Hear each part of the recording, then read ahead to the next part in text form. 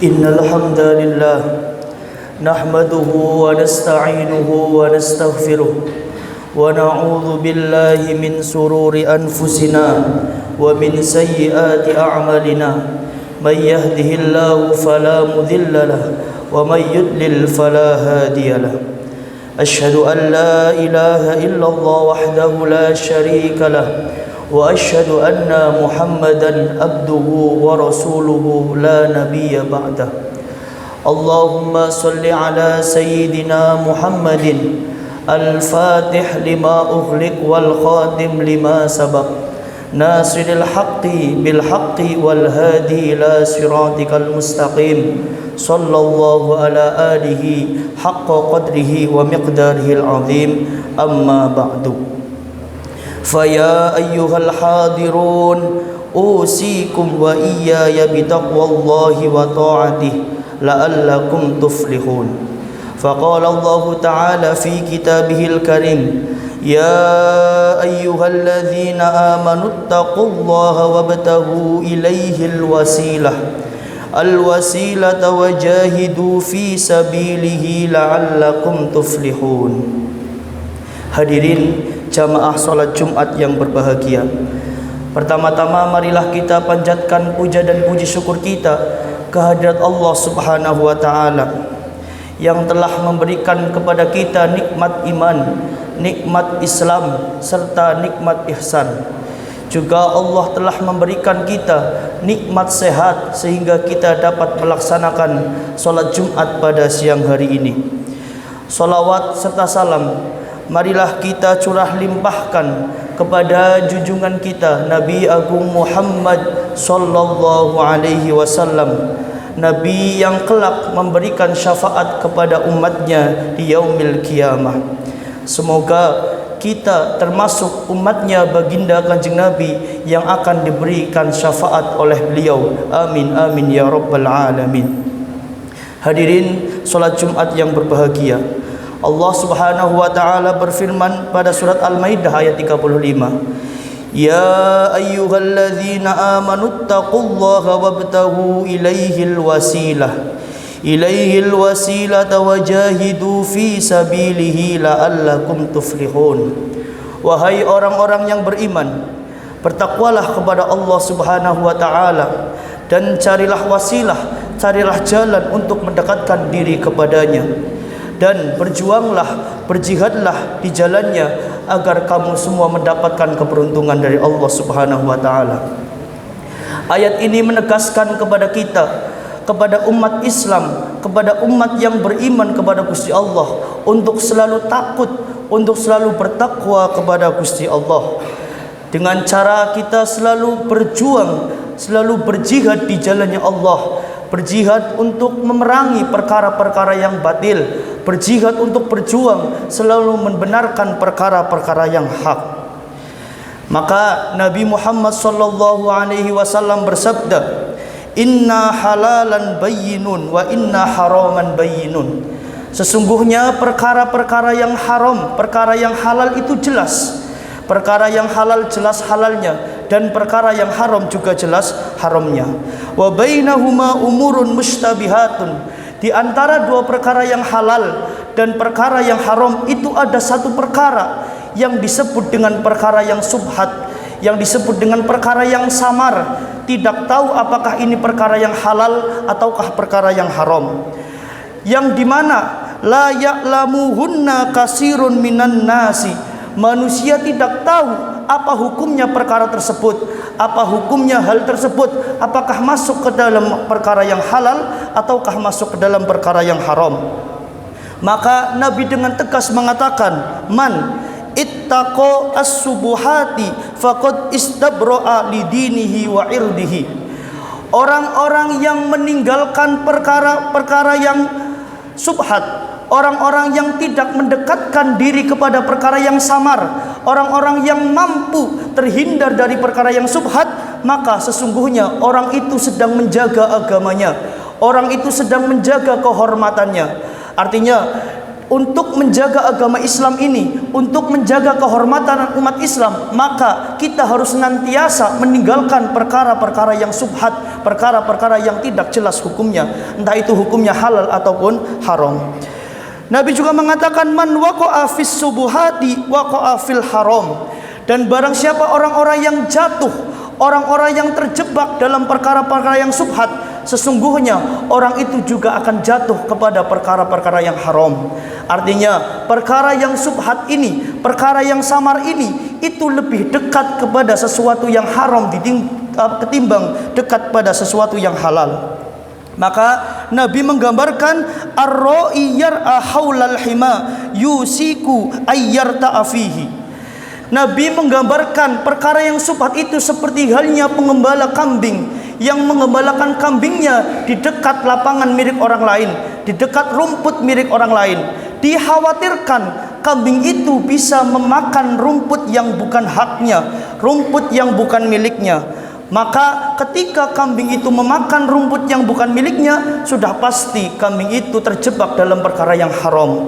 Maka sebagai umat Islam, sebagai orang yang beriman, kita harus selalu senantiasa menghindari perkara-perkara yang subhat, apalagi perkara-perkara yang haram. Ala wa inna likulli malikin hima.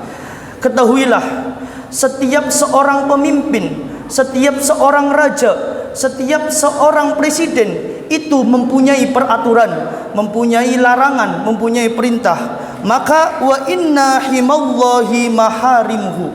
Sesungguhnya perintah Allah adalah dengan menjauhi perkara-perkara yang haram.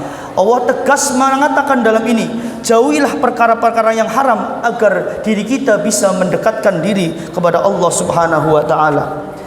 Ala wa inna fi jazada mudghatan idza salahat soldal jazaduhu kulluh. Ketahuilah, di dalam diri kita, di dalam jasad manusia terdapat segumpal daging, terdapat segumpal darah. Jika daging itu, jika darah itu mengharapkan sesuatu yang baik, maka seluruh jasadnya akan menjadi baik.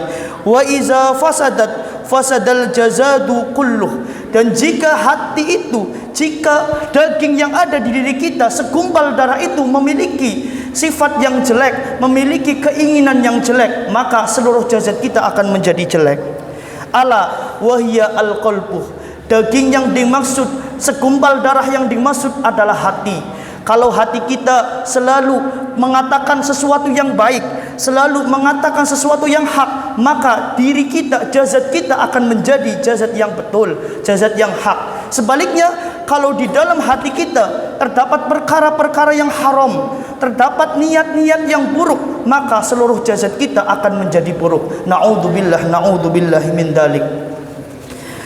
Imam Nawawi Al-Bantani dalam hari ini mengomentari di dalam kitabnya Nasoihul Ibad.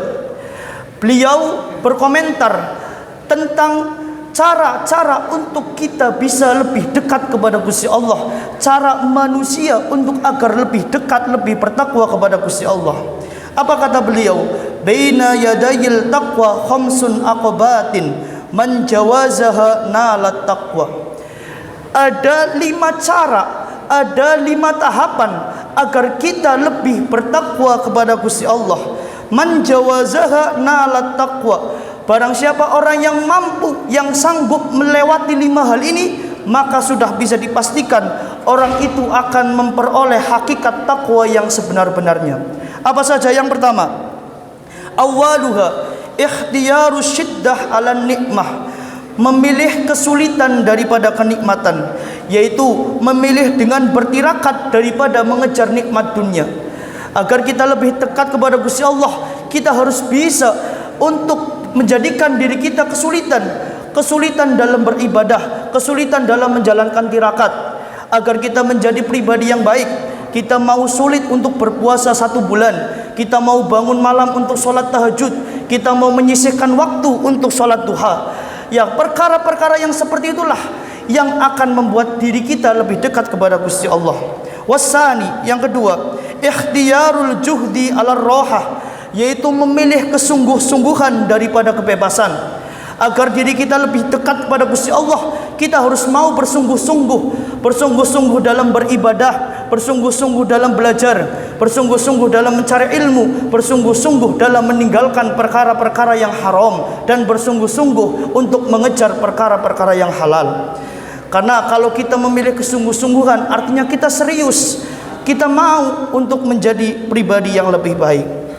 Yang ketiga, ikhtiyarul dhulli 'alal 'izzi, memilih kelemahan daripada keperkasaan. Artinya kita harus mampu bersikap tawadhu, bersikap rendah diri di hadapannya Allah, bersikap rendah hati di hadapannya Allah Subhanahu wa taala, dan menjauhi sifat-sifat yang sombong. Yang keempat, ikhtiyarus sukut 'alal fudul, yaitu memilih diam daripada banyak berbicara. Artinya meninggalkan ucapan-ucapan yang tidak perlu, meninggalkan ucapan-ucapan yang kotor, meninggalkan ucapan-ucapan yang berbentuk hinaan, yang berbentuk cacian. Kita memilih untuk diam kepada perkara-perkara yang batil. Kita jangan mau ngomong dengan menghina orang. Kita tidak boleh untuk kemudian mencaci maki orang, karena kalau mulut kita selalu mencaci maki, mulut kita selalu menghina, mulut kita selalu mengeluarkan kalimat-kalimat yang kotor, itu niscaya kita tidak akan mampu mendekatkan diri kepada Gusti Allah. Yang kelima, ikhtiyarul mauti 'alal hayah, yaitu memilih kematian daripada kehidupan. Yakinilah bahwa kehidupan yang sekarang kita jalani adalah kehidupan yang sifatnya sementara. Kehidupan yang kita rasakan sekarang itu adalah fana belaka. Artinya setelah kematian tumbuhlah kehidupan yang abadi, yaitu kehidupan akhirat, kehidupan surga dan neraka. Imam Al-Qurdi dalam syairnya mengatakan, an-nafsu tabki 'alad dunya wa qad alimat annas salamata fiha tarku ma fiha. Kata Imam Al-Qurdi, diri ini menangis, hati ini menangis. Kenapa? Karena sesungguhnya hati ini tahu, karena sesungguhnya diri ini tahu bahwa untuk mencapai keselamatan, untuk mencapai kesempurnaan, untuk mencapai keberuntungan, yaitu dengan apa? Fiha tarku ma fiha, yaitu meninggalkan sesuatu yang ada di dalam dunia. La darulil mar'i ba'dal mauti yaskunuha illa allati kana qablal mauti baniha. Tidak ada rumah bagi seseorang yang abadi, tidak ada rumah bagi seseorang yang bagus selain setelah kematian. Maka rumah-rumah itulah yang harus kita persiapkan sebelum kita menjemput ajal kita nanti. Fa im banaha bi khairin toba maskanuha. Barang siapa orang yang membangun rumah itu, membangun pondasi itu dengan kebaikan, membangun pondasi itu dengan kesungguh-sungguhan di dalam dunia, maka niscaya ketika nanti di akhirat kita akan mendapatkan rumah yang bagus, surga yang indah dari Allah Subhanahu wa taala. Sebaliknya, wa in banaha bi syarrin khaba baniha. Barang siapa orang yang menanam, membangun pondasi rumah ketika di dunia itu dengan pondasi yang jelek, pondasi yang acak adul, pondasi yang tidak jelas asalnya, maka kita akan tersesat, kita akan menjadi orang yang tidak beruntung ketika di akhirat nanti. Na'udzubillahi min dalik. Semoga kita semua diberikan hidayah oleh Allah Subhanahu wa taala. Semoga kita semua diberikan kekuatan untuk selalu bertakwa, beriman kepada Allah Subhanahu wa taala. Amin amin ya rabbal alamin. Barakallahu li wa lakum fil Qur'anil azim wa nafa'ani wa iyyakum bima fihi minal ayati wa dzikril hakim. Aqulu qawli hadha wastaghfiru min kulli dhanbi fastaghfiru innahu huwal ghafurur rahim. Astaghfirullah.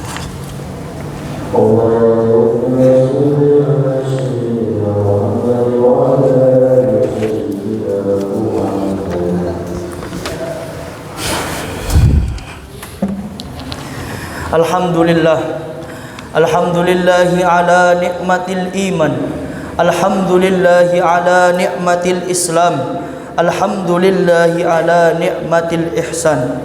Asyhadu an la ilaha illallah wahdahu la syarika lah, wa asyhadu anna Muhammadan abduhu wa rasuluhu alladzi la nabiyya ba'dah. Allahumma salli ala sayyidina Muhammadin وعلى آل سيدنا محمد صلاة تنجينا بها من جميع الأهوال والآفات وتقضينا بها جميع الحاجات وتطهرنا بها من جميع السيئات وترفعنا بها عندك أعلى الدرجات. فيا أيها الناس أوصيكم ونفسي بتقوى الله فإن المتقون. فقال الله تعالى في كتابه الكريم قل هو الله أحد الله الصمد لم يلد ولم يولد ولم يكن له كفوا أحد. اللهم اغفر للمؤمنين والمؤمنات والمسلمين والمسلمات الأحياء منهم والأموات. اللهم ادفع عنا البلاء والوباء والقرون والزلازل والسوء الفتن والميحن ما ظهر منها وما بطن عن بلدنا الإندونيسيا خاصة وسائر البلدان المسلمين عامة يا رب العالمين. اللهم أرنا الحق حقا وارزقنا اتباعه وأرنا الباطل الباطل وارزقنا اجتنابه. ربنا آتنا في الدنيا حسنة وفي الآخرة حسنة وقنا عذاب النار. والحمد لله رب العالمين. عباد الله إن الله يأمر بالعدل والإحسان وإيتاء ذي القربى وينهى عن الفحشاء والمنكر والبغي يعظكم لعلكم تذكرون. واذكروا الله العظيم يذكركم واشكروه على نعمه يزدكم ولذكر الله أكبر. أقيم الصلاة.